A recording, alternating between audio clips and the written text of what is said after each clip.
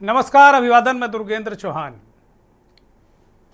One nation one election, एक राष्ट्र एक चुनाव की जिस अवधारणा को लाल किले की प्राचीर से इसी साल 15 अगस्त को पुख्ता किया था प्रधानमंत्री नरेंद्र मोदी ने, वो अब परिणाम के रूप में सामने आ चुकी है।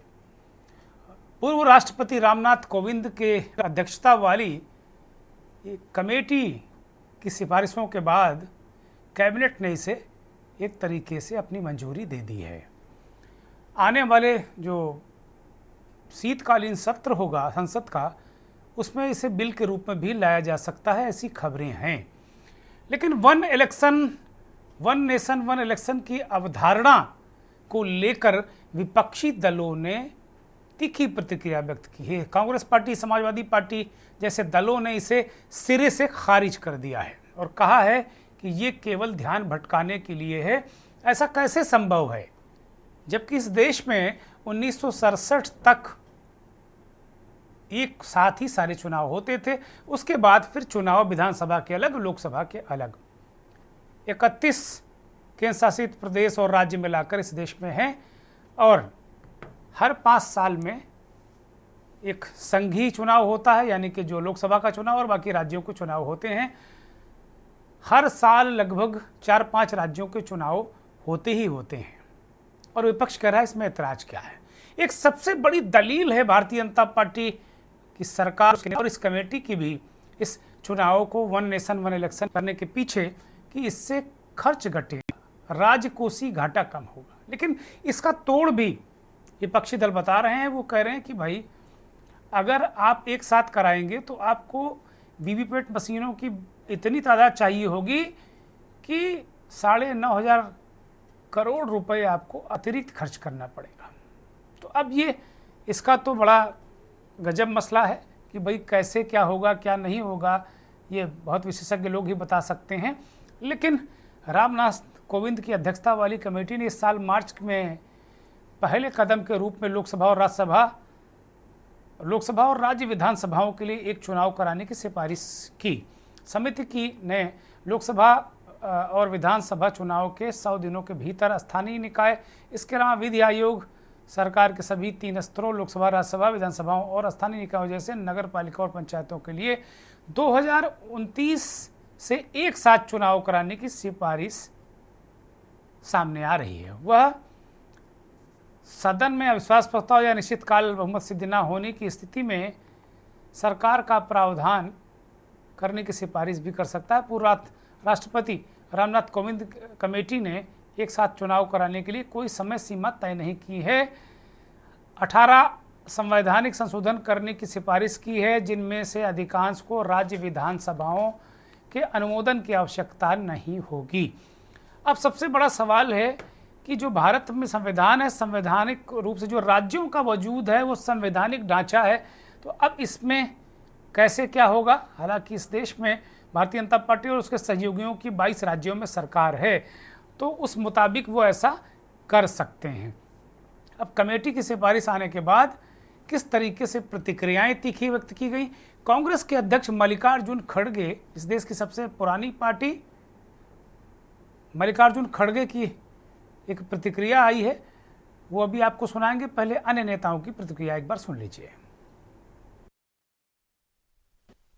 जब सरकार के पास कोई शगुफा नहीं होता तो एक अलग किस्म का शगुफा छेड़ देती है। आज वन नेशन वन इलेक्शन का शगुफा लेकर के आई है। जो सरकार 4 विधानसभा के चुनाव एक साथ नहीं करा सकती है, वो वन नेशन वन इलेक्शन की बात कर रही है। बिल आने दीजिए, हम सकारात्मक चर्चा करेंगे, हम सरकार से पूछेंगे। एक देश एक चुनाव, ये देश की आवश्यकता है। देश में हर समय जो किसी न किसी समय कोई ना कोई चुनाव होता रहता है, उससे न केवल खर्च बढ़ता है बल्कि मतदाताओं में भी उदासीनता आती है। विकास के कार्य अवरुद्ध होते हैं क्योंकि आदर्श आचार संहिता लगती है, तो विकास के कार्यों को रोकना पड़ता है। राजनीतिक दलों की भी ऊर्जा व्यय होती है। ये ऊर्जा लोगों के विकास के लिए, लोगों के कल्याण के लिए लगाई जा सकती है। लॉ कमीशन की रिपोर्ट भी यही कहती है और इस वन नेशन वन इलेक्शन को लेकर के जो रामनाथ कोविंद जी की अध्यक्षता में एक आयोग बना था, उसने भी अपनी रिपोर्ट इसी संदर्भ में दी है। सभी राजनीतिक दलों में, अधिकांश राजनीतिक दलों का मत भी इसके पक्ष में है। लेकिन जो लोग भी इसका विरोध कर रहे हैं वो तथ्यात्मक आधार उनका नहीं है, वो केवल भाजपा ने निर्णय किया है इसलिए इसका विरोध करने का काम कर रहे हैं, जबकि ये भारत के हित में है। ये भाजपा के हित का मसला नहीं, ये भारत के हित का मसला है। इस सरकार ने पहले वन नेशन वन टैक्स लेके आए, फिर नोटबंदी लेके आए, देश के आर्थिक ढांचे को सुदृढ़ करने के लिए ये योजनाएं लेके आए। वन नेशन वन इलेक्शन भी इनका यही कहना है कि पैसे एक बार में ही खर्च हो जाएं, सारे चुनाव एक ही खर्चे में हो जाएं, समय की भी बचत हो जाएगी। लेकिन मैं जानना चाहता हूं इस देश के अर्थशास्त्रियों से, क्या इस देश में कोई ऐसी आर्थिक व्यवस्था को अब तक कुछ मिला क्या? वन नेशन वन टैक्स से क्या लाभ हुआ आम जनता को? मुझे तो लगता है ज्यादा तकलीफ में जनता आ गई, और नोटबंदी से भी यही तकलीफ हुई। और अगर मैं एक सबसे महत्वपूर्ण डेटा उठा के देखूं इस सरकार का, कि जब नरेंद्र मोदी प्रधानमंत्री बने पहली बार 2014 में, तब इस देश पे टोटल कर्ज था 54 लाख करोड़ रुपए इस देश पर। अब जो लगभग 200 लाख करोड़ के ऊपर बढ़ गया, तो फायदा क्या हुआ? देखिए, केंद्र की भारतीय जनता पार्टी की सरकार भली भांति इस बात को जानती है कि जहां जहां भी भाजपा की सरकारें हैं, वहां जब भी चुनाव होंगे भाजपा पूरी तरह से साफ हो जाएगी। इसलिए भाजपा चुनाव से भागना चाहती है। भारतीय जनता पार्टी की जहां जहां सरकारें हैं, उन सरकारों की आयु बढ़ाना चाहती है। ये वही भारतीय जनता पार्टी है जो नोटबंदी के बड़े बड़े फायदे गिना रही थी। ये वही भारतीय जनता पार्टी जो किसानों के खिलाफ काले कानून लाई थी, फिर उन काले कानूनों के बड़े बड़े फायदे बता रही थी। ये वही भारतीय जनता पार्टी है जो अग्निवीर जैसी योजना लेके आई है, उसके बड़े बड़े फायदे बता रही। तो उत्तर प्रदेश की जनता, पीडीए परिवार, वो उत्तर प्रदेश में समय से चुनाव चाहता है, पीडीए अपना हक चाहता है, और वन नेशन वन इलेक्शन पे जब कोई ड्राफ्ट सामने आएगा तो समाजवादी पार्टी आगे प्रतिक्रिया जरूर देगी।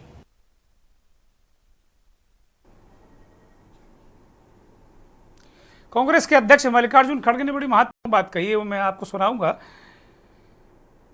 कुछ जो तथ्य हैं इसको लेकर वो जरा स्क्रीन पर प्ले किए जाएं।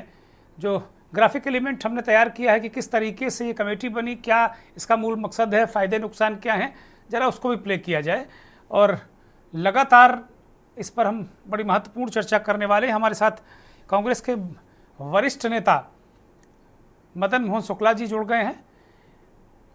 मदन मोहन जी, बहुत स्वागत, बहुत धन्यवाद, बहुत आभार। महेंद्र सिंह दिल्ली से वरिष्ठ पत्रकार हमारे साथ जुड़े हुए हैं, बहुत धन्यवाद आपका। एडीआर जो चुनाव को लेकर, चुनाव सुधारों को लेकर, चुनाव में गड़बड़ियों को लेकर वर्षों से काम कर रही है, एडीआर के कोऑर्डिनेटर और चुनाव विश्लेषक के रूप में मनोज ध्यानी हमारे साथ उत्तराखंड से जुड़े हैं। बहुत स्वागत, बहुत धन्यवाद। इस देश के जाने माने राजनीतिक विश्लेषक, चुनाव विश्लेषक डॉक्टर ओम सुधा हमारे साथ दिल्ली से जुड़े हैं। डॉक्टर साहब बहुत स्वागत, बहुत धन्यवाद, बहुत आभार।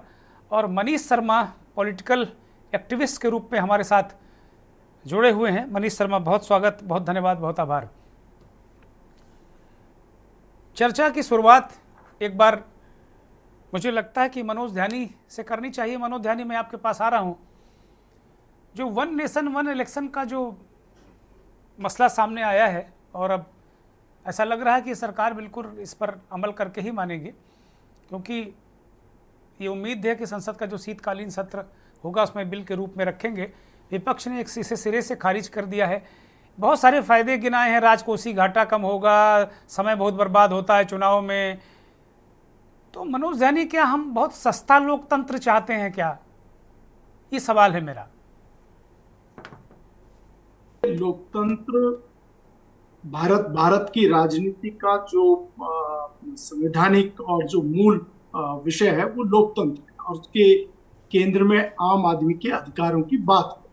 भारत का जो चुनाव परिवेश है वो बहुत बड़ा है। उसका आयाम और आकार सिर्फ लोकसभा का सीटों से नहीं नापा जाता है। वो विभिन्न विधानसभाएं हैं, एक राज्य की विधानसभाओं का वो इलेक्शंस होते हैं, नगर पंचायतों के इलेक्शंस होते हैं, ग्रामीण पंचायतों के इलेक्शंस संपन्न होते हैं, न्याय पंचायतों के होते हैं, और प्रत्येक स्तर पर एक राष्ट्रपति का चुनाव है, उपराष्ट्रपति का चुनाव है। जब हम जिस चुनाव की बात कर रहे हैं, तो वस्तुतः मुझे लगता है या तो सरकार अगर वन नेशन वन इलेक्शन की बात कर रही है तो सबसे पहले तो ये बात बतानी पड़ेगी कि क्या भारत में जो चुनावी प्रक्रिया है अब कुछ ऐसा होने जा रहा है कि ग्राम पंचायतों, नगर पंचायतों, न्याय पंचायतों, विधानसभाओं के, संसदीय चुनाव के और साथ साथ उपराष्ट्रपति और राष्ट्रपति के चुनाव जो है एक साथ क्लब किए जाएंगे। क्या ऐसा संभव है? क्योंकि जब विधानसभाएं और जब संसद का जो चुनाव हो जाता है उस इलेक्टोरल से राष्ट्रपति का चुनाव होता है, तो पहले एक प्रोसेस है, प्रोसेस के बाद सेकंड प्रोसेस कैरी फॉरवर्ड करती है। ये इसको किस तरीके से, क्योंकि अगर उस प्रोसेस को फॉलो कर रहे हैं हम, जो सिस्टमेटिक बनी हुई है, तो फिर ये चुनाव एक साथ कराने का मतलब है कि या तो फिर सरकार संसदीय चुनाव, अगर बात करें तो संसदीय चुनाव एक ही साथ होते हैं, भले उसके फेस अलग अलग होते हैं। इसका मतलब संसद और विधानसभाओं के चुनाव को शायद एक साथ क्लब करने की सरकार सोच रही है। लेकिन प्रश्न ये उठेगा कि भारत का इलेक्शन कमीशन बहुत बड़ा समय लेता है। इस बार जब 7 फेजेस में इलेक्शन थे तो एक बहुत बड़ा समय लिया उन्होंने। ऐसा नहीं किया कि एक साथ चुनाव हुए पूरे देश में और 3 दिन के अंदर रिजल्ट घोषित कर दिया। अगर मान लीजिए इसके साथ विधानसभाओं को आप क्लब कर देंगे तो चुनाव आयोग की क्षमता का अगर विश्लेषण किया जाएगा तो शायद एक साल तो उसे चुनाव संपन्न कराने में यही सवाल मनोज ध्यानी, यही सवाल लोग उठा रहे हैं कि अभी 4 राज्यों के चुनाव होने हैं। महाराष्ट्र वाले कह रहे हैं कि भाई जम्मू कश्मीर के साथ मेरा चुनाव क्यों नहीं करा रहे हो, क्यों नहीं घोषित कर रहे हो। झारखंड वाले भी ये बात कह रहे हैं, दिल्ली वाले केजरीवाल कह रहे हैं कि भैया इन 4 राज्यों के साथ मेरा भी करा दो नवंबर में। तो आप 4-5 राज्यों के चुनाव कराने की स्थिति में नहीं। यूपी में 10 जो विधानसभा के उपचुनाव हैं वो भी आप नहीं करा पा रहे हैं और बात कह रहे हैं 1 नेशन 1 इलेक्शन की। कैसे संभव है ये? एक छोड़ दिया, इसमें मैं एक और जोड़ देता हूं आपकी बात में। नीतीश कुमार जी जिस समय एनडीए में गए तो उनकी मांग थी कि बिहार का चुनाव भी जनरल इलेक्शंस के साथ करा दिया जाए। तो मतलब जो मेरा कहने का मतलब है कि सरकार की इतनी जो इलेक्शन कमीशन उसकी क्षमताओं को समझना पड़ेगा। अभी वर्तमान में लगभग 50,000 करोड़ का खर्चा 2024 चुनाव में हमने देखा कि उसके ऊपर खर्चा आया है। माना जा रहा है कि 2030 में 1 लाख करोड़ जनरल इलेक्शन का खर्चा आएगा। विधानसभाओं को जोड़ देंगे तो वो और बहुत बड़ा आकार लेता है। क्या हमारा इलेक्शन कमीशन इतना सक्षम है, उसके अंदर इतनी पारदर्शिता की क्षमता है, इतनी कैरिंग कैपेसिटी है कि वो सबको, जितने भी स्टेक होल्डर्स है, सबको संतुष्ट कर पाएगा कि चुनाव सही होंगे, समयावधि से चुनाव होंगे, उसमें कोई गड़बड़ियां नहीं होंगी। बहुत सारे प्रश्न हैं। तो ये इतना एक सरल सा शब्दावली नहीं है कि 1 नेशन 1 इलेक्शन। ये एक प्रोसेस है जिसके अंदर पूरे नागरिकों को प्रतिनिधित्व देना है और उस प्रतिनिधित्व पे ये भी सिद्ध करना आवश्यक है कि ये चुनाव जो है, प्रतिनिधित्व है, बिल्कुल सही तरीके से, सही ढंग से संपन्न हो रहा है। तो एक बहुत बड़ा विषय है, इसको जल्दबाजी में नहीं किया जा सकता। इसको थ्रेड बिहेड डिस्कशन करना पड़ेगा। रिफॉर्म्स होने जरूरी है। ठीक है, आए चुनाव सुधार हो, बहुत अच्छी बात है कि हम कुछ ऐसे प्रोसेस कर पाए। लेकिन मेरा एक दृष्टिकोण है कि चुनाव अगर हो तो बिल्कुल सीमित समयावधि में होने चाहिए और उसका रिजल्ट तुरंत घोषित होने चाहिए। ज्यादा से ज्यादा 3 दिन के भीतर, कहीं अगर पॉल होता है तो 3 दिन के भीतर अगर ये कैपेसिटी विकसित कर पाते हैं हम, तो तब तो हम कहेंगे कि वेल एंड गुड। अदरवाइज हमारे को समझना पड़ेगा कि हमारे को विभिन्न स्टेक होल्डर से बात करनी पड़ेगी और उनके विचारों को साथ लेकर तब ये चुनाव सुधार का काम। ठीक है, मैं मनीष शर्मा को लेता हूं, पॉलिटिकल एक्टिविस्ट हैं। मनीष शर्मा, मनोज ध्यानी कह रहे हैं कि भाई ये आधी अधूरी कचरी बात है, आप कैसे करेंगे? 4-5 राज्यों के चुनाव आप विधानसभा एक साथ करा नहीं पा रहे हैं। वो करें, आप बताओ ना कि राष्ट्रपति का चुनाव, उपराष्ट्रपति का चुनाव, ये सब एक दूसरे से इंटरकनेक्टेड हैं, तो क्या आप ऐसे कराओगे या फिर इसके पीछे कोई राजनीतिक मंशा है? 24 के बाद क्या बीजेपी हिल गई, इस वजह से फिर ये कुछ चल रहा है? मनीष शर्मा। नहीं देखिए, हाँ जी बिल्कुल, मैं इसमें ये कह रहा था कि बात सिर्फ व्यवहारिकता का नहीं है। बात सिर्फ कुछ व्यवहारिक परेशानियां आएंगी, चुनाव आयोग को थोड़ा और ठीक कर दिया, उसको और मजबूत बना दिया जाए, थोड़ा और पैसा और खर्च कर दिया जाए, मैन पावर उसको और मुहैया करा दिया जाए, ये सवाल बहुत दिन तक टिकने वाला नहीं, क्योंकि ये किया जा सकता है। ये बहुत वैसा मसला भारतीय लोकतंत्र के लिए जिस तरह की स्थिति में है वहां तक सिर्फ वो हो सकता है। बात व्यवहारिकता की नहीं है। बात ये है कि भारत जो है, आप अगर संविधान को देखें तो भारत जो है राज्यों का संघ है। आप अगर इसको ध्यान से देखें कि भारत राज्यों का संघ इस रूप में लिखा जाता है, और ये जो संघीय ढांचा है, उस संघीय ढांचे को, ये जो अलग अलग चुनाव होते हैं, इस संघीय ढांचा से जुड़ा हुआ मसला है और ये संघीय ढांचे पे हमला है। अगर आप इसको इस रूप में भी देखें कि अगर ये एक तरह के चुनाव होने लगेंगे, एक राष्ट्र और एक चुनाव होने शुरू हो जाएंगे, तो आप देखेंगे कि क्षेत्रीय जो राज्य हैं, राज्यों की जो स्वतंत्रता है, राज्यों की जो स्वायत्तता है, वह भारी संकट में पड़ेगी। और आप ये देखेंगे कि केंद्रीय जो सरकार है और केंद्रीय जो मुद्दे हैं, वो मुद्दे राज्यों के मुद्दों पे हावी हो जाएंगे। अगर एक साथ चुनाव होंगे अगर, तो जो केंद्रीय मुद्दे हैं, आप जानते हैं हम लोगों के देश में जितनी बड़ी विविधता है, हर राज्यों की अलग अलग डिमांड्स हैं, अलग अलग जरूरतें हैं, मांगे हैं। अगर एक साथ चुनाव कराने से ये होगा कि जो केंद्रीय मुद्दे हैं वह राज्यों के मुद्दों पे हावी हो जाएंगे, केंद्रीय मुद्दे और राज्यों के मुद्दे आपस में मिश्रित हो जाएंगे, और उस पर कंट्रोल जो है आप देखिएगा कि वो केंद्र का हो जाएगा। और एक और बात सुनना चाहिए कि लोकतंत्र में और पैसे में से, लोकतंत्र और व्यवहारिकता में से अगर हमको चुनना होगा कि क्या ज्यादा पैसा खर्च हो रहा है, ज्यादा समय वो हो रहा है, ज्यादा समय लग रहा है, बहुत विकास में बाधा बन जा रही है, तो हम, जाहिर सी बात है कि हम लोकतंत्र को चुनेंगे। कितना पैसा खर्च हो रहा है, कितनी देर हो रहा है, समय लग रहा है, कितना ज्यादा बीजेपी के लोग तर्क दे रहे हैं मनीष शर्मा, वो कह रहे हैं कि भाई मेरा समय बहुत बर्बाद हो रहा है, इसमें समय बड़ा कीमती है, ये तर्क दे रहे हैं। नहीं, यही मैं कह रहा हूं आपसे कि लोकतंत्र और समय में से अगर हमको चुनना हो तो हम क्या चुनेंगे? हम लोकतंत्र को बचाना ज्यादा चाहेंगे, समय चाहे जितना लग जाए, ये कोई फैक्टर नहीं है भारतीय। तब बात वही है ना जो हमने कहा कि सस्ता लोकतंत्र हमें नहीं चाहिए, हमें अच्छा लोकतंत्र चाहिए, मजबूत लोकतंत्र चाहिए। अब लोकतंत्र में सस्ता महंगा दुकानदारी करने की क्या जरूरत है भाई? भारत की जो संवैधानिक दिशा है, बेहतर लोकतंत्र के लिए कुछ भी न्यौछावर करना पड़े वो हमको करना चाहिए, ये उसकी मूल दिशा है। ठीक है। और एक बात और आपसे कहना चाहता हूं कि देखिए, ये कैरेक्टर है बीजेपी और आरएसएस, पूरे परिवार का कैरेक्टर है। उनके यहाँ उनकी हर जो दिशा होती है वो लोकतंत्र को कमजोर करने की, डांटने छाटने की, और जो है तानाशाही को, सेंट्रल तानाशाही को और ज्यादा आगे बढ़ाने की, वो क्या चेतना का हिस्सा है। आप उनके परिवार में भी देखेंगे तो अब 2-3 लोग ही पूरी पार्टी को चला रहे हैं, और दो हमारे, वो मिल करके पूरी पार्टी को, वहां भी अब देखेंगे कि वो इतना दबदबा है किसी 2-3 लोगों का। आप संघ को देखेंगे, उसमें जो है कोई चुनाव प्रक्रिया ही नहीं है। वहां आप देखेंगे तो पूरा उसका ढांचा बेहद जो है राजशाही वाला, बेहद अलोकतांत्रिक है। ठीक है। तो बीजेपी की जो चेतना है वो हरदम कोशिश ये रहती है कि लोकतंत्र को कैसे कमजोर किया जाए। ठीक है। एक बात मैं कहते हुए अपनी बात को खत्म करना चाहता हूं कि लोकतंत्र में जनता को जितनी बार अपना मत व्यक्त करने का अधिकार मिलेगा, उतना ही लोकतंत्र मजबूत होगा। जनता को बार बार अपना प्रदर्शित करने का मौका मिलेगा तो वो ज्यादा उसका लोकतंत्र पे और इस देश पे कंट्रोल रहेगा, तानाशाही से वो बची रहे। ठीक है। ये डॉक्टर ओम सुधा, मनीष शर्मा ने इस पूरी चर्चा को खोल दिया और एक नए आयाम दिए।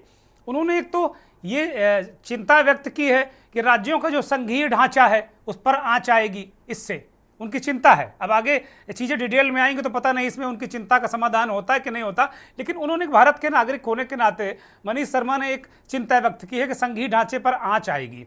दूसरा, राज्यों के केंद्र के मुद्दे, राज्यों के मुद्दे गौड़ हो जाएंगे और जो एक नैरेटिव सेट होगा केंद्र से, वो चाहे जिस दल से हो, वही मुद्दे नीचे तक रहेंगे, तो राज्यों के जो मूल मुद्दे हैं वो मर जाएंगे। ये बड़ा खतरनाक है। और जो तीसरा मसला उन्होंने बताया कि भाई कुल मिलाकर हमारे यहाँ ये तो व्यवस्था है कि राज्यों का जो संवैधानिक उनका अधिकार है वो फिर दिक्कत में आ जाएंगी। और लोकतंत्र तो जितनी बार एक्सप्रेशन का मौका अगर ज़्यादा मिलता है तो कम से कम ये सरकारें तानाशाह नहीं होंगी। मान लीजिए केंद्र की सरकार बड़ी प्रचंड बहुमत से आ गई लेकिन 4 राज्यों में चुनाव हार गई तो वो हिलेगी, उसको लगेगा कि हाँ यार कुछ गड़बड़ हो रहा है, ठीक हो जाओ, तो ये प्रक्रिया ही खत्म हो जाएगी। डॉक्टर ओम सुधा, आवाज आ रही है? हाँ बोलिए बोलिए। जी, एक तो ये जो हमारे साथी मनीष जी ने कहा, बिल्कुल सही कहा, ये जो भारत का जो फेडरल स्ट्रक्चर है उस पे सबसे बड़ा हमला है। इसका आइडिया मुझे लगता है 2014 के बाद जब नरेंद्र मोदी जी की सरकार आई थी, तो इस सरकार को लगने लगा था कि यह जो इनका जो चल रहा है ना घोड़ा, जो अजय घोड़ा जो चल रहा है भारतीय जनता पार्टी का, ये घोड़ा पता नहीं आगे भविष्य में दौड़े या ना दौड़े, और सत्ता में बने रहने के लिए कुछ ऐसा तिकड़म लगा दिया जाए। मैं विश्व इतिहास का विद्यार्थी हूँ। पूरे दुनिया में जितनी फासिस्ट सरकारें हुई है, उन्होंने इस तरह की छेड़खानी की है कि जो है इस तरह का ढांचा बनाया जाए कि लगातार जो इस किस्म के लोग हैं, जो फासिस्ट मानसिकता के लोग हैं, वो सत्ता में बने रहे। और उसके लिए जरूरी है कि ये संविधान के साथ छेड़छाड़ करेंगे, संविधान पे अटैक करेंगे। जो मूल ढांचा है डॉक्टर अंबेडकर के संविधान का, जो मूल ढांचा है वो प्रो पीपुल है। भारतीय संविधान का मूल ढांचा प्रो पीपुल है। और इस सरकार के तमाम कृत्यों को आप देखेंगे तो लगातार यह सरकार कोशिश करती है इसको प्रो गवर्नमेंट बनाया जाए, कॉन्स्टिट्यूशन को, और उसी के कड़ी के रूप में इसको देखा जा सकता है। और आपने इंट्रो में ही कहा और आपने अभी चर्चा में कही कि 4 राज्य का चुनाव तो करा नहीं पा रहे हैं, तो बाकी राज्यों का क्या कराएंगे। मान लिया जाए भारत बहुत कोई गरीब देश तो है नहीं, भारत के पास इतना सत्ता संसाधन है, यह देश जो है चुनाव करा सकता है एक साथ और उस खर्च का वहन भी कर सकता है। मुद्दा यह नहीं है, क्योंकि बेतुके फैसले यह सरकार लागू करने के लिए जानी जाती है। इन्होंने नोटबंदी जैसा जो है घटिया फैसला किया जिसमें सैकड़ों लोग मारे गए। कहते थे जो है आतंकवादियों की कमर टूट जाएगी। फिर पुलवामा में क्या हुआ, एक उदाहरण के तौर पर बता रहा हूँ कि तमाम फैसले बेतुके क्यों रहे। जीएसटी का हाल देखिए, और जीएसटी लेकर आए बीजेपी अपना, और अर्थव्यवस्था का हाल क्या, ये केवल उदाहरण के लिए। लेकिन मूल बात यह है, अभी आपके डिबेट से तुरंत पहले में मुख्य चुनाव आयोग का एक वीडियो देख रहा था, उसमें वो कह रहे हैं कि इस राज्य में ये पर्व है, उस राज्य में यह त्योहार है, इस राज्य में जो है ये मसला है, इस राज्य का मौसम अभी इस तरह का है, इसलिए 4 राज्य में जो है एक साथ चुनाव नहीं कराया जाता। ये मूल मसला है, ये मूल बात है। सबसे पहला जो मूल है उसमें ये है जो मनीष शर्मा भाई कह रहे थे कि फेडरल स्ट्रक्चर पे अटैक है और स्टेट को जो है कमजोर करने के लिए केंद्र सरकार डोमिनेशन के लिए कर रही है। दूसरा मसला है कि इतने बड़े देश में आप अलग अलग पर्व त्योहार होते हैं, कहीं दुर्गा पूजा होता है, कहीं गणेश उत्सव अगर महाराष्ट्र में होता है तो बिहार में छठ पर्व होता है।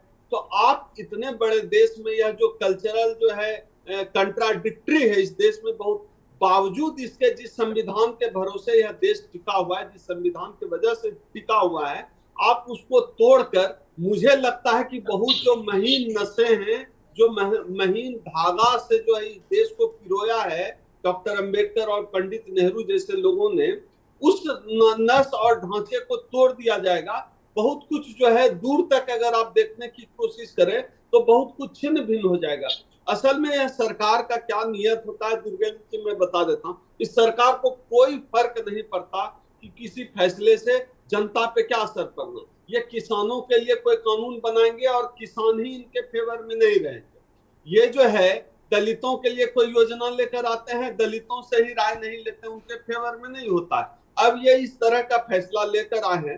कोविंद जी जो 17-18 सिफारिशों की बात कर रहे हैं, उन सिफारिशों पे अगर सरकार, केंद्र सरकार काम करेगी, इसका मतलब है कि जो है राज्यों का जो है इस पर से नियंत्रण खत्म हो जाएगा। आप समझ रहे हैं इसका क्या मतलब? ठीक है, आप पूरे देश को जो है टुकड़े टुकड़े में तोड़ने के लिए आप यह इस तरह का खेल कर रहे हो। आप बताइए, आप 1 नेशन 1 इलेक्शन करें, क्यों नहीं मोदी जी लेकर आए? 1 नेशन 1 कास्ट क्यों नहीं लेकर आए?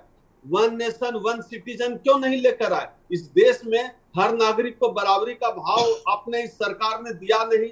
कोई दलित है तो उसके साथ अलग व्यवहार, कोई राज्य है जो जाति और धर्म देखकर बुलडोजर चलाता है। आप 1 नेशन 1 सिटीजन लेकर आइए ना इस देश में, कास्टलेस बनाने का उपाय कीजिए ना। 1 नेशन 1 पार्टिसिपेशन के लिए जाति जनगणना क्यों नहीं कराती है सरकार? तो इस सरकार की नीयत साफ है। इस सरकार ने देश की जनता के लिए कुछ किया नहीं है। इस तरह के जो है बकवास आइडिया पता नहीं कहां से इनके पास आते हैं, अलग अलग लोगों को उलझाने के लिए। ठीक है डॉक्टर ओम सुधा, मैं लौटूंगा। 2-3 बड़ी महत्वपूर्ण बातें डॉक्टर ओम सुधा ने कही कि भाई 1 नेशन 1 सिटीजन क्यों नहीं, और वन नेशन वन पार्टिसिपेशन क्यों नहीं? ये दो मुद्दे हैं कि जातीय जनगणना आप क्यों नहीं कराते?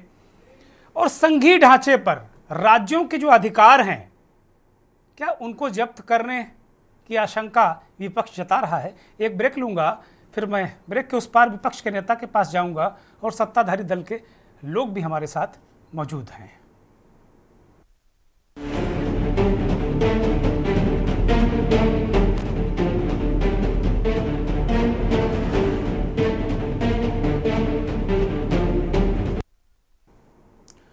वन नेशन वन इलेक्शन एक अहम मुद्दा, और विपक्ष जो सबसे बड़ा दल है कांग्रेस पार्टी, असहमति के स्वर सिरे से खारिज। कांग्रेस पार्टी के अध्यक्ष मल्लिकार्जुन खड़गे को जरा सुन लें, फिर इस चर्चा को सामने आगे बढ़ाएंगे।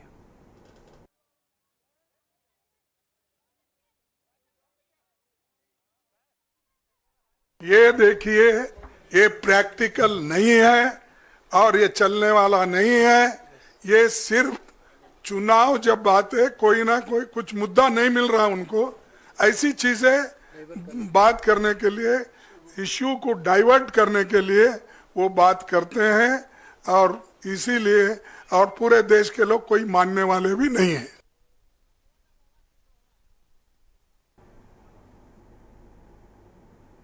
खड़गे जी कह रहे हैं कोई मानने वाला नहीं है।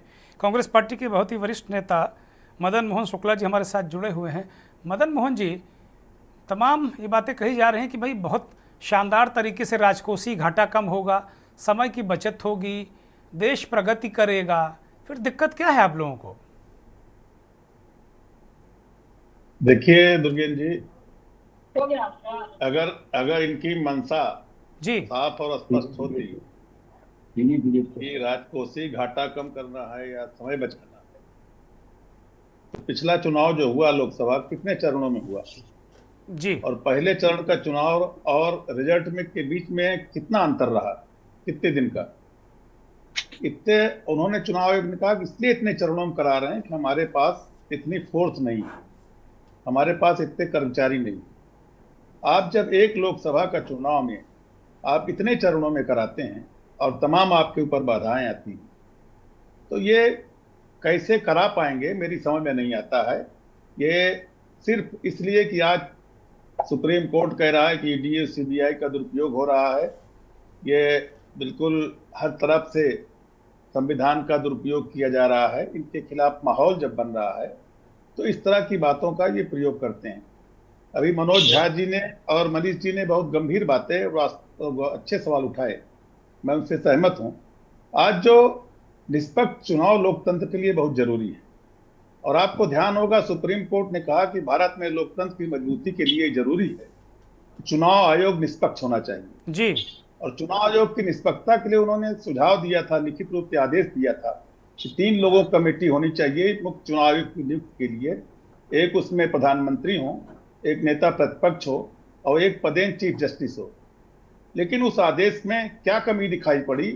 तत्काल इस सरकार ने उस आदेश को अध्यादेश के माध्यम से बदला और एक प्रधानमंत्री हो, एक उनका मंत्री हो और एक विपक्ष का नेता हो, जिससे कि वो जो चाहें उनका बहुमत हो, जिस तरह से चाहें चुनाव आयोग का इस्तेमाल कर सके। ये मंशा साफ स्पष्ट करती है इनको लोकतंत्र और संविधान कैसे, देश में लोकतंत्र कैसे मजबूत हो, कैसे देश संवैधानिक रास्ते पर चले। सुप्रीम कोर्ट के आदेश को जिसमें कोई कारण और कोई कमियां दिखाई पड़ती उन्होंने बदल दिया।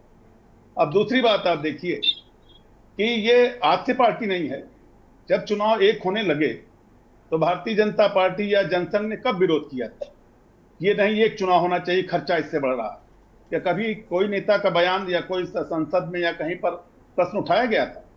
आज ये 10 साल से सत्ता में हैं। जब इनकी सरकार कमजोर हुई, सरकार इनके जाने वाली है, तो आज एक नया सगुफा लेकर के जनता को भ्रमित करने का प्रयास कर रहे हैं। इन्होंने जनता को विश्वास दिलाया था कि नोटबंदी से काला धन समाप्त हो जाएगा और आतंकवाद समाप्त हो जाएगा, और दूसरी तरफ रोज कहते हैं कि मैंने इतना काला धन पकड़ा। जब काला धन समाप्त हो गया था नोटबंदी के बाद, तो काला धन कहां से आ रहा?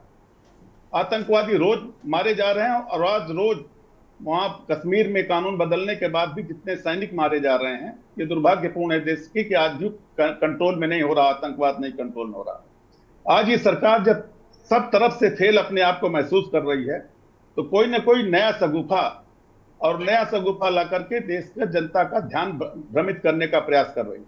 मेरा मानना, अगर खर्चे कम करना है, इस सरकार ने जितना अपने विज्ञापन पर खर्च किया है, अगर उसी को कम कर दे तो देश का बहुत भला हो जाए।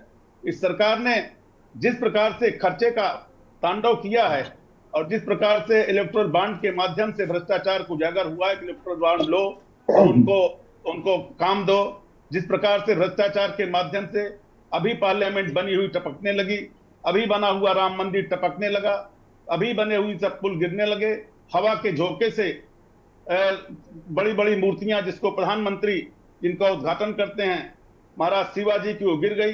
क्या पूरी दुनिया में कोई ऐसा उदाहरण है कि कोई मूर्ति जिसका प्रधानमंत्री या राष्ट्राध्यक्ष ने अनावरण किया हो वो हवा के झोंके से गिर गई? पूरी दुनिया में ये भ्रष्टाचार का जीता जाता सबूत है। और आज मैं कहना चाहता हूं कि ये देश को भ्रमित करने के लिए जो भी सगुफा छोड़े, अगर वो देश हित में वास्तव में कुछ करना चाहते हैं तो पहले लोकतंत्र की निष्पक्षता के लिए चुनाव आयोग निष्पक्ष बनावें, और उस चुनाव आयोग निष्पक्ष करने के लिए उसके चयन समिति में 3 लोगों जो सुप्रीम कोर्ट ने आदेश दिया उस हिसाब से चुनाव आयोग की नियुक्ति के लिए एक कदम उठावें जिस देश में चुनाव निष्पक्ष हो सके। ठीक है। इस बीच भारतीय जनता पार्टी के नेता राजेश जैन भी हमारे साथ जुड़े हैं, लेकिन मैं रुख करूंगा महेंद्र सिंह की तरफ। काफ़ी देर से इंतजार कर रहे हैं महेंद्र सिंह, मैं आपकी तरफ आ रहा हूं। भाई कुछ ना कुछ कोई कदम तो उठाना पड़ेगा ना चुनाव सुधार के लिए, कि जैसे ही सरकार कोई कदम उठाती है विपक्ष कहता है ये तो गड़बड़ है, खराब है, देश बर्बाद हो जाएगा, ये हो जाएगा। ये क्या तरीका है महेंद्र सिंह? जी बिल्कुल दुर्गेश जी, दरअसल ये कॉन्सेप्ट कोई पुराना कॉन्सेप्ट नहीं है, 1 नेशन 1 इलेक्शन। 4 आम चुनाव जब कांग्रेस की सरकार थी तो 4 आम चुनाव एक ही साथ हुए। 67 के बाद ये दिक्कत आनी शुरू हुई जब कांग्रेस का बंटवारा हुआ, और 71 में जब युद्ध हुआ तो उसके बाद फिर पहले चुनाव कराया इंदिरा गांधी ने, और उसके बाद इमरजेंसी आई, और उसके बाद ये डिस्टर्ब सारा कुछ हुआ। तो उसके पहले जितनी चीजें थी वो सब एक साथ ही हो रही थी। चुनाव वही चुनाव आयोग करा रहा था, उसी तरीके से कर्मचारी चुनाव करा रहे थे, वो सारी चीजें सब कुछ चल रहा था, ठीक था। लेकिन तब एक संकट ये नहीं था कि सरकारों को किस तरीके से राष्ट्रपति शासन लगा के हटाया जाना, उसके बाद फिर क्या होगा, ये जो अभी मौजूदा सवाल है उसमें। और क्षेत्रीय दल का उदय भी नहीं था, इतने सारे क्षेत्रीय दल भी नहीं थे मजबूत स्थिति में। मजबूत ना क्षेत्रीय दल मजबूत थे ना राष्ट्रीय दल मजबूत थे। जब इंदिरा गांधी ने पहले चुनाव कराया तो उस वक्त बहुत ज्यादा जनसंघ वगैरह भी मजबूत नहीं थे, और ये बहुत ज्यादा कुछ नहीं था। जब इमरजेंसी लागू हुई तो जनता पार्टी आई और सरकार बनी, और तब जाके कुछ लगा कि दूसरे सरकारें होंगी। इसके जो कुछ ऊपरी तौर पे जिसका विरोध हो रहा वो इसमें कहीं कोई मुझे नहीं लग रहा कोई खामी है। जैसे संघीय ढांचा, कोई दिक्कत नहीं संघीय ढांचे को। खर्च एक मसला हो सकता है, खर्च निश्चित तौर पर बचेगा, लेकिन खर्च भी बहुत इंपॉर्टेंट मसला नहीं है। 2 बातें जो मुझे लग रही जो बहुत इंपॉर्टेंट है, उसके लिए कोविंद जी की जो कमेटी थी उसने क्या रिकमेंडेशन किया वो पता नहीं।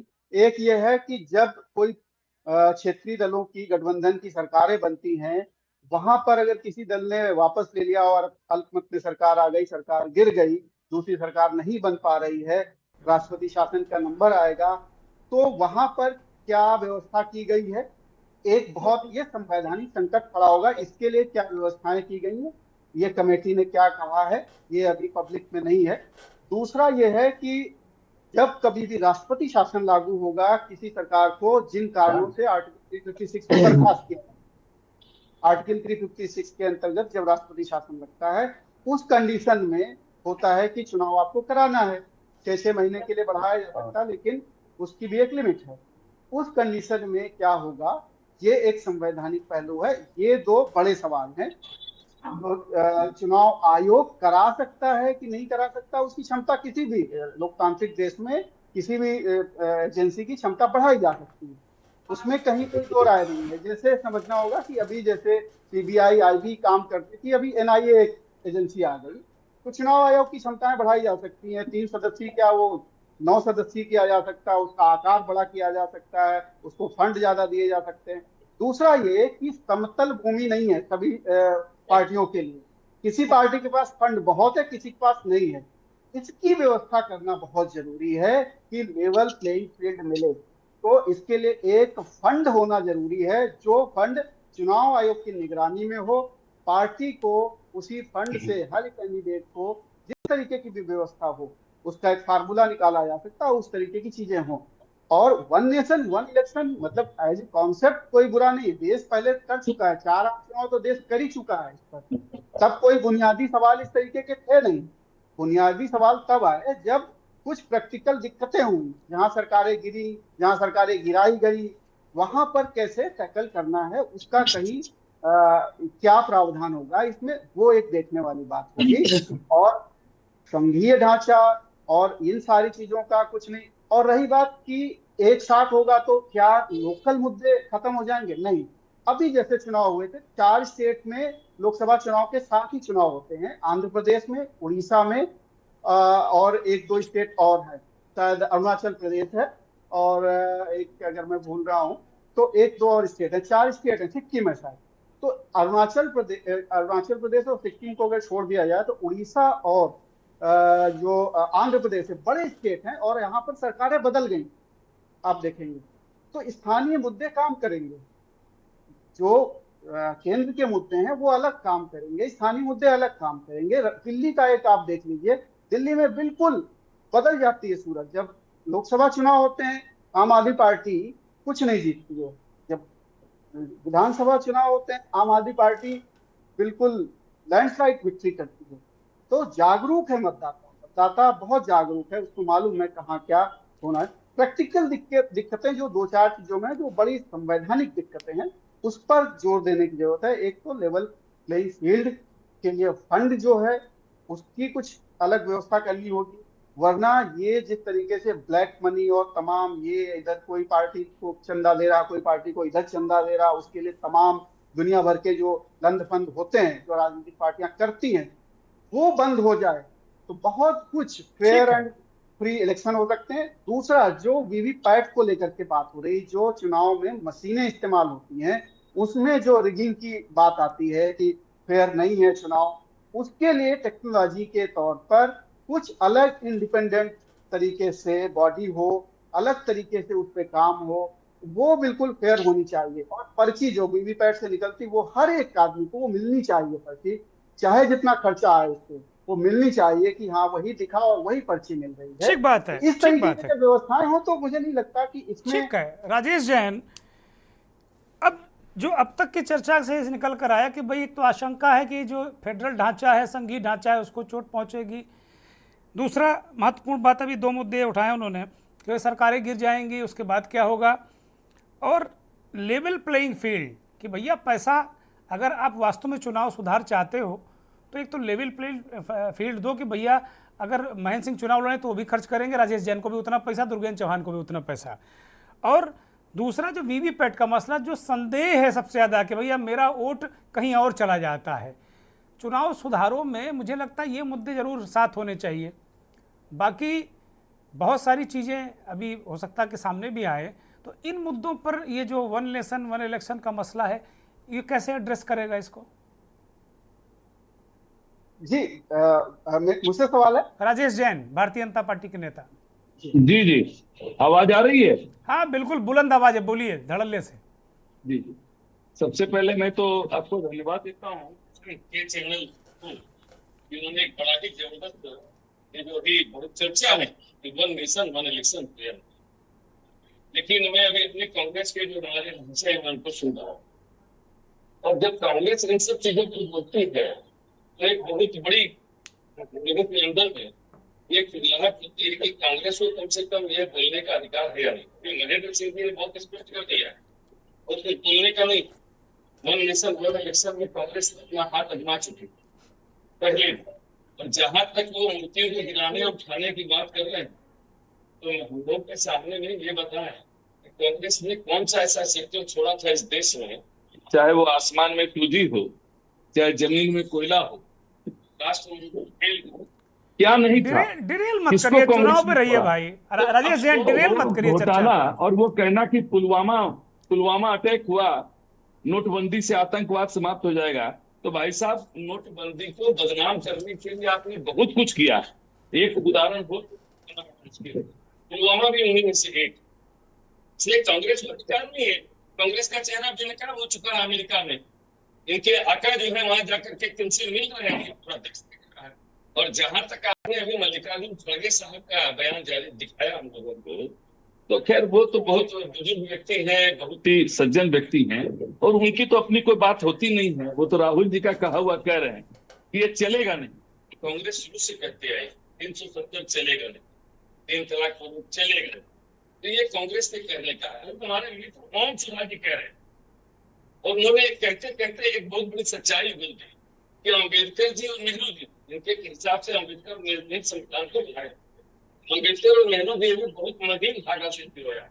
इनसे पूछे कि महीन धागा मजबूत होता है क्या?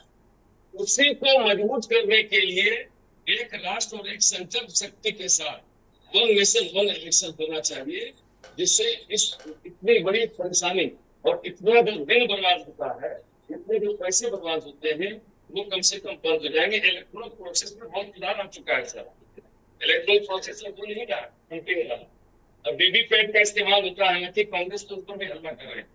अब चूंकि उत्तर प्रदेश में इन्होंने कुछ अच्छा प्रदर्शन किया है, अब कर्नाटक जीत गए हैं, तो कहने से कतरा रहे हैं कि ईवीएम में, तो ये सब जो आपकी आवाज नहीं मिल रही। राजेश जैन आवाज ठीक करिए, राजेश जैन की आवाज ठीक की जाए, आवाज नहीं मिल रही। राजेश जैन, ये आवाज आ रही है? हाँ, आप जरा आराम से सावधान बैठिए, क्योंकि वो आपकी आवाज दब रही। बोलिए। जी जी। तो कांग्रेस के हाथ, कांग्रेस में मतलब है कि अगर आप अगर राष्ट्रपति शासन, कांग्रेस सरकार ने कितनी बार इस देश में राष्ट्रपति शासन लगाया, कितनी बार राज्य सरकारों को गिराया। मैं बार बार दोहराना नहीं चाहता हूँ, लेकिन ये इनको कहने का क्या है। और आज भारतीय जनता पार्टी की 10 वर्ष से सरकार है, बहुत सी सरकारों का रवैया आप देख रहे हैं, बावजूद उसके लोकतंत्र की इज्जत करना भारतीय जनता पार्टी ने बताया इस देश को कि लोकतंत्र की इज्जत क्या। उस सरकार को किसी भी तरह से गिरा दे, ये प्रपंच, ये केवल कांग्रेस का शौक था। तो ये कहने का कोई मतलब नहीं उठता है। आज तो आप बहस कर रहे हैं कि 1 नेशन 1 इलेक्शन हो या नहीं, तो मैं समझता हूं एक दो खूबियां बता दीजिए कांग्रेस। हम देखते हैं आपके सिर से लेकर नीचे तक के नेता वो सिर्फ कांग्रेस को ही गाली देते रहते हैं। अरे कुछ इसकी खूबियां बता दिए 2-4 हमारे दर्शकों को। प्रधानमंत्री जी बोलेंगे तो 67 मिनट के भाषण में 77 बार कांग्रेस कांग्रेस करते हैं। यही बात आप लोग करते हैं। अरे भाई, कांग्रेस अच्छी बात है, कांग्रेस ने बर्बाद कर दिया तभी वो बर्बाद है। कांग्रेस इस देश को बर्बाद किया तभी वो बर्बाद हो गई। अब आप लोगों ने आबाद किया तो कम से कम ये बताओ राजेश जैन कि भैया इसमें अच्छाइयां क्या हैं, ये बताओ। बताता हूँ आपको। अच्छाइयां बताओ, 2 अच्छाइयां इसमें 1 नेशन 1 इलेक्शन की 2 अच्छाइयां बता दो। 1 नेशन 1 इलेक्शन से देश के अंदर में जो एक सूत्र में जिस महीन धागे की बात हम सुधा कर रहे थे, वो धागा मजबूत होगा। देश एक नीति पर, एक नियत पर, एक इस पर चलेगा। ठीक है। अभी इन्होंने कहा कि जाति की बात करते हैं, ये जाति लेकर के चले आते हैं, और वो खुद ही कह रहे हैं जाति जनगणना क्यों नहीं करा रहे हैं। गजब बात है भाई, जाति जनगणना की वकालत करते हैं और साथ ही साथ कह रहे हैं कि हम जाति कर रहे हैं। ये दोनों कैसे चलेगा? इसी दोनों आपन को बता रहा हूँ, ये कांग्रेस ही नहीं है, हमारे बहुत सारे वामपंथी साथी भी है, और जिनसे टैग है इनका ये दोहरा कहेंगे जाति जनगणना, जिसकी जितनी आबादी उसकी उतनी भागीदारी, फिर कहेंगे जातिवाद करा रहा। इस भारतीय जनता पार्टी वाले से काहे आप लोग इतना नाराज रहते हैं? वो तो आपसे इतना नाराज नहीं रहते हैं भाई। वो आप दक्षिणपंथी हैं, वो वामपंथी हैं। वामपंथियों से काहे इतना नाराज रहते हैं आप लोग? नहीं, सवाल नाराजगी का नहीं है। वामपंथी की जो नाराजगी है वो नाराज रहे, वो वामपंथ है तो उनको नाराज होगा, उनके कुछ बुनियादी फर्क हैं हमारे से, लेकिन कम से कम वो जो राजनीति के अंदर जो दोनोंहापन इसे लेके देख रहे हैं आप, वामपंथी कितनी बुरी तरह से साफ हुए। ठीक है, अब विषय अंतर हो जाएगा। मैं रोक रहा हूँ राजेश जैन, चर्चा का विषयांतर मैं नहीं चाहता। मैं मदन मोहन की एक टिप्पणी लूंगा। शुक्ला जी एक छोटी सी टिप्पणी, फिर मैं ओम सुधा से जवाब लूंगा। शुक्ला जी बोलिए। ठीक है राजेश जैन, ठीक है। अब मदन मोहन शुक्ला। राजेश जैन, अब मदन मोहन शुक्ला, और अपनी आवाज ठीक करिए कृपया, आपकी आवाज दर्शक साफ सुन नहीं पा रहे थे। मदन मोहन जी बोलिए। लोकतंत्र की मजबूती और के लिए चुनाव निष्पक्ष होना बहुत जरूरी है। चुनाव किसी विधि से हो, 1 नेशन 1 इलेक्शन हो या अलग अलग, अगर 1 नेशन 1 इलेक्शन करा सकते हैं तो ये बहुत अच्छी बात है, मैं इसका स्वागत करता हूं। लेकिन चीफ जस्टिस की नियुक्ति में चुनाव निष्पक्ष हो, पारदर्शी हो, 3 लोगों की जो कमेटी सुप्रीम कोर्ट ने बनाई थी कि नेता प्रतिपक्ष, प्रधानमंत्री और चीफ जस्टिस ये चीफ इलेक्शन कमिश्नर की नियुक्त करेंगे, इसको बदलने के पीछे क्या मंशा थी? मैं जैन साहब से ये पूछना चाहता हूं, भारतीय जनता पार्टी से पूछना चाहता हूं। दूसरी बात, जब वीवीपैट की गिनती के लिए कहा गया कि जो वोट मशीनों से पड़ रहे हैं, ठीक है, मनीषित कराइए, वीवीपैट की गिनती भी हो जाए, इसमें क्या ऐतराज था? उसको कराने के पीछे, न कराने के पीछे क्या मंशा है? तीसरी बात, जो भी चुनाव हो रहे हैं, जो वीवीपैट की मशीन पकड़ी जाती है, उसमें कमल का फूल ही क्यों निकलता है जो पकड़ी जाती है, जो भी जितनी मशीनें पकड़ी जाती है? इसके पीछे का उद्देश्य क्या है? आज हिंदुस्तान में अगर लोकतंत्र और संविधान नहीं रहेगा, अगर लोकतंत्र मजबूत नहीं रहेगा, इसके माने है कि जैसे हमारे भी पूर्व वक्ता कह रहे थे कि देश को तानाशाही की ओर ले चलना चाहते हैं, मंशा साफ नहीं। अगर मंशा साफ है तो लोकसभा में चर्चा कराते और एक निष्पक्ष कमेटी बनाते, इसके लिए अपने ही आदमी बैठाल के कमेटी ना बनाते, यसमैन, एक निष्पक्ष कमेटी बनाते कि हम 1 इलेक्शन 1 नेशन के लिए एक निष्पक्ष कमेटी बनाते हैं, वो रिपोर्ट देगी। लेकिन वो भी नहीं, वो ये खुद बना के देंगे, ये तुमको कहना, यही रिपोर्ट आएगी। आज हिंदुस्तान में अगर लोकतंत्र सुरक्षित रहना है, संविधान सुरक्षित रहना है, तो चुनाव की निष्पक्षता निश्चित जरूरी है, बेहद जरूरी है। जैन साहब इस बात का मुझे पूरा विश्वास है कि योग्य आदमी है, वरिष्ठ आदमी है, जवाब देंगे।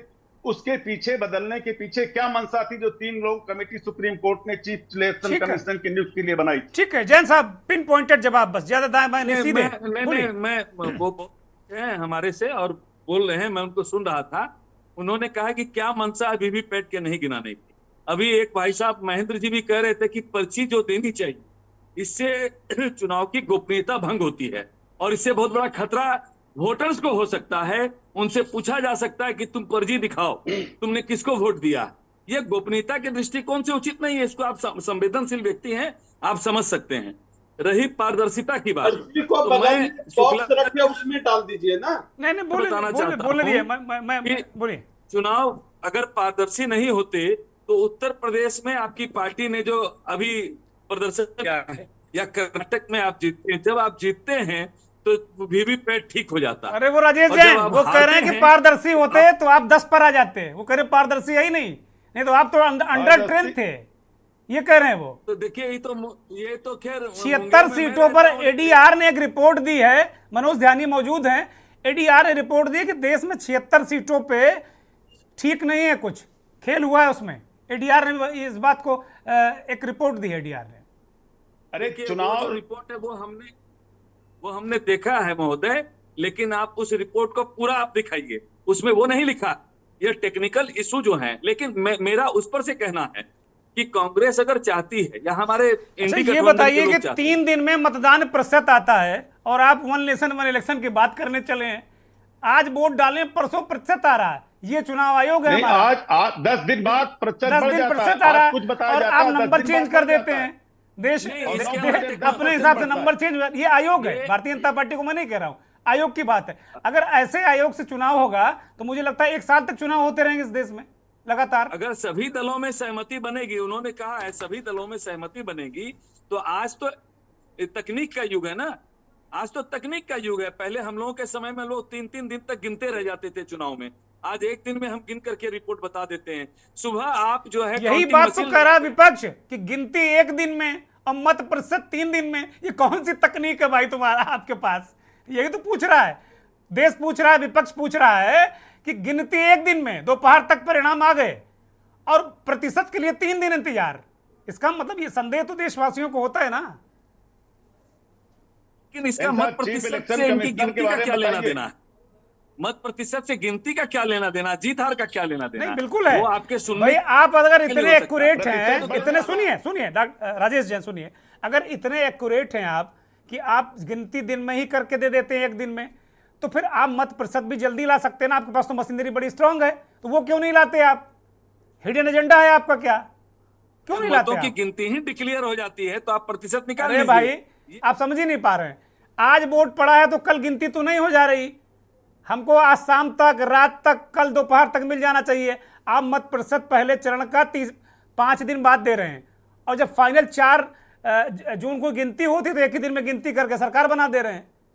तो आपकी मशीनरी अगर इतनी एफिशिएंट है तो आप मत प्रतिशत भी दे दो ना, उसी दिन, अगले दिन दे दो भाई। श्रीमान जी जिस दिन चुनाव होता है उसी दिन आप शाम को कहते हैं, आप कहते हैं, आपका चैनल कहता है कि आज फलां जगह में इतने प्रतिशत मतदान हुआ। टेंटेटिव होता है भाई। आप लग रहा है इस चुनाव में कहीं बाहर चले गए थे क्या? आप इस चुनाव में देश में नहीं थे क्या? इतना टंटा मचा है, इतना टंटा मचा है, आप हमें लगता है आपने देखा नहीं। ये तो विपक्षी गठबंधन, अरे विपक्ष नहीं, चुनाव आयोग को प्रेस कॉन्फ्रेंस करनी पड़ी कि मेरी सिस्टम गड़बड़ थी, नेटवर्क नहीं था। चुनाव आयोग ने सब तमाम सफाइयां दी हैं। खैर अब मेरे पास ज्यादा वक्त है। ओम सुधा जल्दी से 10 सेकंड में रिस्पॉन्ड करिए। ओम सुधा कुछ कह रहे थे, बोलिए। है इस पर कोई कुछ नहीं कर सकता है। ठीक है, नेटवर्क गड़बड़ होने से इसको क्या लेना देना। ठीक है, ठीक है। एक तो राजेश जैन जी जो कहते हैं ना बार बार, ये बीजेपी वाले की खड़गे जी खुद डिसीजन नहीं ले पाते, मैं आपत्ति दर्ज करता हूँ। दलितों के प्रति इनकी यही मानसिकता रहती है कि दलित जो है राष्ट्रीय अध्यक्ष भी है तो उसका कोई विचार नहीं होगा, राहुल गांधी का विचार होगा।